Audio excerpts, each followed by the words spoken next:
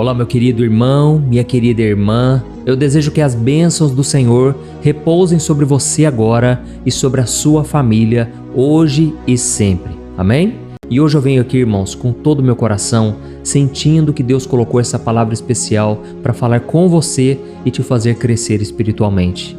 Olha, eu quero agradecer cada comentário que você tem deixado nos vídeos anteriores. Eu tenho recebido muitos testemunhos, irmãos, de pessoas dizendo que Deus está trabalhando na família e abrindo portas de emprego. Olha, eu estava lendo aqui um testemunho de uma irmã chamada Maria, de Minas Gerais. Ela disse que orou aqui comigo na semana passada e ela viu a cura do seu filho de forma milagrosa. Irmãos, é por isso que eu creio que Deus tem muito mais para fazer na sua vida também. E antes de nós começarmos a nossa meditação na palavra de hoje, eu quero te convidar a se inscrever no meu canal, ative as notificações para você receber mensagens diárias que vão fortalecer a sua fé, tá certo? É só você clicar nesse botãozinho inscrever-se, está aqui embaixo do vídeo. Do lado, ative o sininho que vai aparecer e selecione a opção todas para você não perder nenhum vídeo que eu colocar, tá certo? E hoje eu quero compartilhar com você uma mensagem que tem tudo a ver com aqueles momentos em que parece que a nossa vida está do avesso. Sabe como se a gente estivesse no meio de um vendaval? Pois é, muitas vezes a gente acha que Deus se esqueceu da gente, mas saiba que Ele nunca te abandona. E a palavra diz que Deus nem dorme, Ele não cochila, Ele está sempre cuidando dos seus filhos. Então é justamente nesses momentos que parece que nada está mudando, que as orações não estão tendo efeito, que na verdade nós estamos crescendo espiritualmente. Irmãos, a Bíblia diz que é na nossa fraqueza que o poder de Deus se aperfeiçoa. É quando somos fracos que é aí que nós somos fortes, entendeu? Então, Deus não quer que você retroceda justamente agora, porque é agora que Deus começou uma obra na sua vida, no seu coração principalmente. Então, a mensagem que eu vou trazer aqui hoje fala diretamente sobre isso, sobre você, o quanto você muitas vezes precisa confiar que tudo está debaixo do controle do Senhor. Amém? Tem uma história muito marcante lá em Marcos capítulo 4, o versículo 35 ao 41, em que Jesus e os discípulos estão no barco em alto mar, quando de repente surge uma tempestade daquelas que arrepiam até os mais corajosos dos pescadores. Irmãos, os discípulos eram pescadores, mas essa tempestade que veio, olha, os discípulos ficaram desesperados, achavam que ia afundar e que todo mundo ia morrer.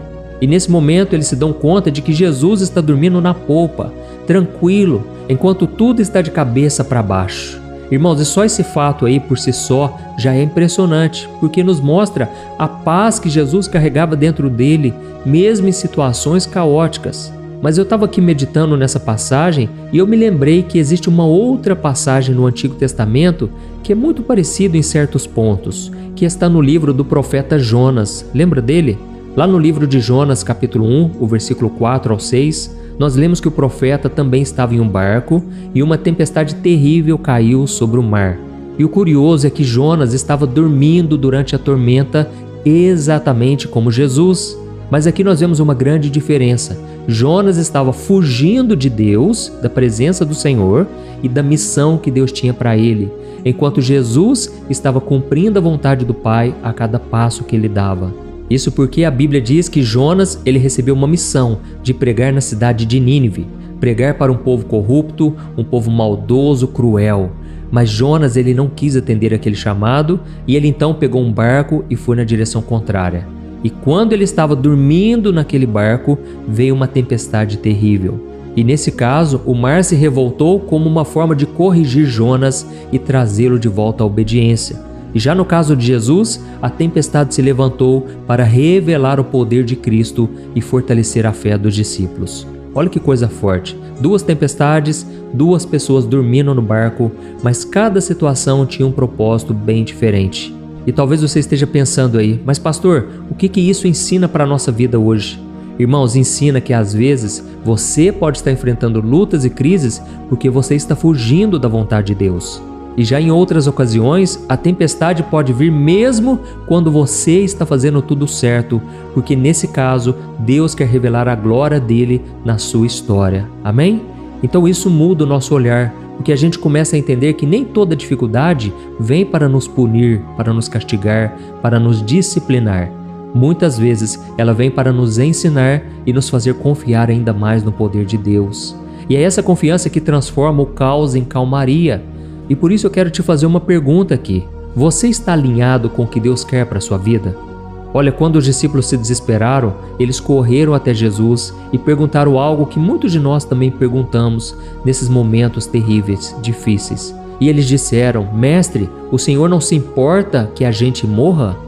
Olha, irmãos, é engraçado pensar que eles viram tantos milagres, eles presenciaram curas incríveis, eles ouviram ensinamentos cheios de autoridade, mas ainda assim eles duvidaram se Jesus se importava ou não. E quantas vezes a gente faz a mesma coisa, não é? Vemos as maravilhas que o Senhor faz na nossa vida, quantos livramentos, quantas portas que Deus abre. Mas, irmãos, é só vir uma tempestadezinha ou uma forte tempestade e a gente já se desespera. Mas foi nesse momento que a Bíblia diz que Jesus, cheio de paz, ele levanta e ele ordena o mar e o vento que se acalmem. E naquela hora tudo volta à tranquilidade. E aí então, em Marcos capítulo 4, versículo 40, Jesus pergunta para os discípulos: por que vocês ainda não têm fé? Irmãos, aqui nós vemos duas reações acontecendo. Primeiro, a natureza obedece prontamente à voz de Jesus, enquanto o coração dos discípulos ainda estava aprendendo a confiar. Isso revela que muitas vezes, irmãos, quem nos limita não é o poder de Deus, mas é a nossa incapacidade de crer de maneira plena. Oh, meus irmãos, é importante entendermos isso. Se Jesus está no barco, é impossível esse barco afundar, entendeu? Eu sei que pode parecer um pouco para a solução chegar, mas ela vai chegar porque Jesus não falha. Agora, se você percebe que tem tempestade porque você está fazendo algo que Deus não aprovou, então é hora de você voltar ao caminho certo, pedir perdão, alinhar a sua vida com os planos do Pai. Afinal, a Bíblia diz em Hebreus 12 que o Senhor corrige a quem Ele ama, assim como o Pai corrige o Filho para o bem dele. Amém? Então, irmãos, eu quis trazer essa comparação entre Jonas e Jesus para você entender que Deus usa todas as situações para revelar o seu caráter e a sua vontade. Jonas estava indo na direção oposta, mas o Senhor o trouxe de volta e cumpriu os propósitos dele. Inclusive, quando Jonas finalmente foi atender o chamado e ele começou a pregar em Nínive, todos se converteram, todos se arrependeram. Foi um grande avivamento, uma demonstração de que Deus, Ele não quer castigar ninguém, Deus quer salvar.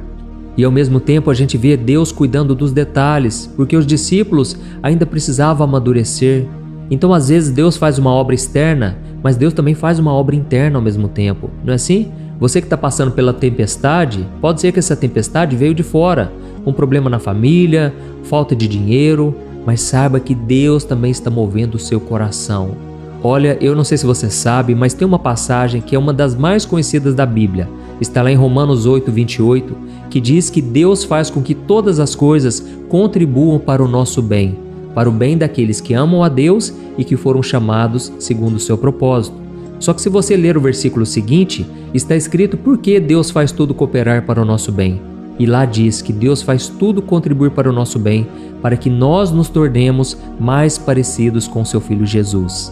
Ou seja, se você está passando por lutas, é para Deus tirar de você esse coração teimoso, esse coração desobediente, que ama o pecado, é para te santificar, te purificar. Amém? Eu tenho certeza, depois dessa tempestade que você está enfrentando hoje, muitas bênçãos virão. Vai vir um arco-íris lindo, vai vir um novo tempo, um renovo, você vai ser outra pessoa, literalmente, pode ter certeza disso. Jesus vai operar o milagre, se é que já não começou aqui hoje, tá bom? Então, se você foi tocado aqui, nós já vamos orar. Não saia do vídeo, porque nesta oração Deus vai operar grandemente, tá certo? Antes eu vou te pedir só duas coisas bem rápido. Escreva aqui nos comentários: Deus falou comigo hoje, essa mensagem me tocou, ou então deixe o seu pedido de oração. E a outra coisa que eu quero te pedir, no final da oração, não saia do vídeo, compartilhe no WhatsApp para seus amigos, familiares. Eu sei, irmãos, que tem pessoas que fazem grupos. Tem um rapaz que mostrou para mim, irmãos, sem brincadeira, ele mostrou o WhatsApp dele. Ele envia todo dia a oração da manhã e a oração da noite para um grupo de mais de 150 pessoas. Olha, eu fiquei impressionado de ver a dedicação daquele irmão. Ele falou que não tem ido na igreja ainda, mas ele faz a obra, sabe, todo dia. Então, assim, eu quero te encorajar, se envolva na obra, vá, lógico, numa igreja, mas faça a obra também no seu dia a dia, no seu trabalho, na sua família, tá bom? E agora então eu quero orar por você, feche os seus olhos e vamos nos concentrar aqui nesse momento tão único e especial. Glória a Deus. Senhor, meu Deus e meu Pai, nós queremos te agradecer por esse momento em que nós nos reunimos em oração, cada um no seu canto, mas todos conectados aqui no seu amor. Ó, meu Pai, nós nos achegamos a Ti com confiança, acreditando que o Senhor está aqui nesse momento, ouvindo cada clamor, enxugando as nossas lágrimas. Senhor, Tu conheces, Pai, os desafios que cada um está enfrentando, e eu peço que o Teu Espírito Santo agora possa inundar esse coração cansado, trazendo renovo, ânimo e esperança.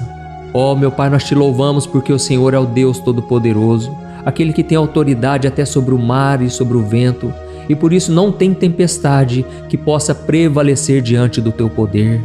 Ó, meu Pai, perdoa os nossos pecados e nos dê um coração humilde para reconhecermos quando estamos agindo como Jonas, indo na direção contrária da Tua vontade. Perdoa, Senhor, as vezes em que fugimos dos Teus propósitos por medo ou por orgulho. Lava-nos, Senhor, e faz de nós pessoas obedientes, dispostas a dizer: eis-me aqui diante da Tua voz. Nós não queremos mais lutar contra o Teu chamado, Senhor, nem adiar aquilo que o Senhor nos mandou fazer. Ó, meu Pai, nós Te pedimos também perdão pelas vezes em que, como discípulos, duvidamos do Teu cuidado no meio da tempestade. Quantas vezes, meu Pai, nós deixamos o medo falar mais alto, esquecendo que o Senhor está no barco conosco e tens todo o poder para acalmar os ventos.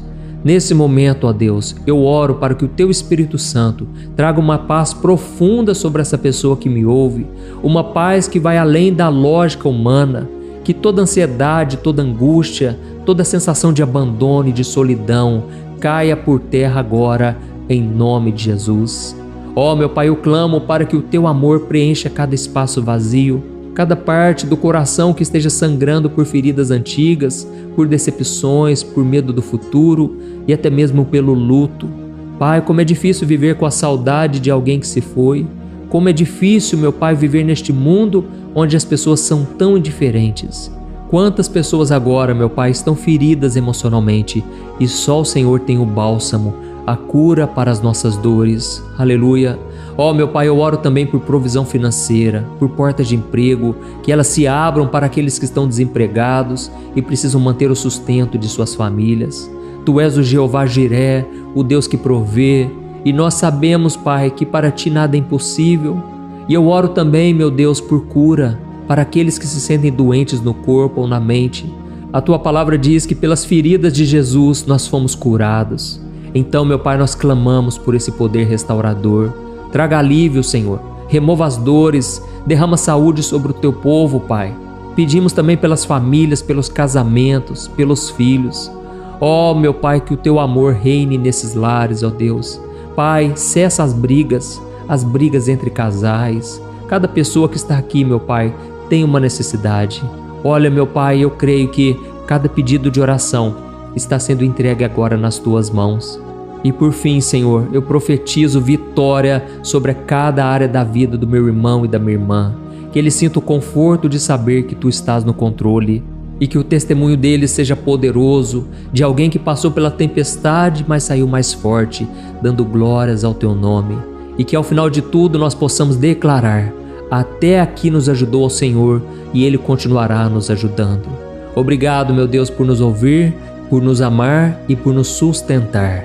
Nós oramos assim, confiando e descansando nas Tuas promessas. Em nome de Jesus, amém e amém. Aleluia.